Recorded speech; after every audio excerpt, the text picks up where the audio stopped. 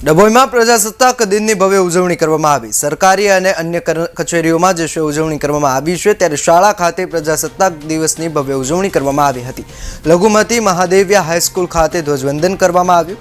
રાષ્ટ્રગીતના ગાન સાથે તિરંગાને સલામી આપવામાં આવી હતી। તાલુકા કક્ષાના કાર્યક્રમ કરનાળી ખાતે યોજાયો। પ્રાંત અધિકારીના અધ્યક્ષ સ્થાને આયોજન કરવામાં આવ્યું હતું। ડભોઈ નગરપાલિકા ખાતે ધારાસભ્યના હસ્તે જે છે ધ્વજવંદન થયું હતું।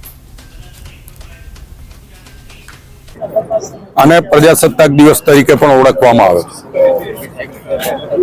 આપણા બાબા સાહેબ આંબેડકરની અધ્યક્ષતામાં આ બંધારણ ઘડવામાં આવ્યું હતું અને એનો મુખ્ય સિદ્ધાંત જીવો અને જીવવા દો। આ સિદ્ધાંત પર રચાયેલું આ બંધારણ આજે 76 વર્ષે પણ આપણને આઝાદીનો અનુભવ કરાવે છે। આજે હું તમામ દેશવાસીઓને અભિનંદન અને શુભેચ્છા પાઠવું છું અને જે રીતે આપણા બંધારણમાં કહેવામાં આવ્યું છે એ પ્રમાણે બંધારણના કાયદાના અમલમાં આપણે સૌ કટિબદ્ધ બન્યા।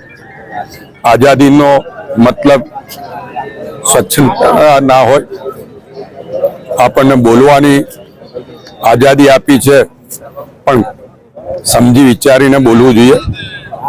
એ જ રીતે આ લોકશાહી છે। લોકશાહીમાં લોકોની લોકો માટેની સરકાર હોય છે। ત્યારે આપણા વડાપ્રધાન જે વિકસિત ભારતનું સપનું લઈને નીકળ્યા છે એમાં આપણે સૌ સહભાગી થઈએ અને વિકસિત ભારતની સાથે વિકસિત ડભોઈ અને વિકસિત દર્ભાવતીનો સંકલ્પ પણ આપણે લઈએ।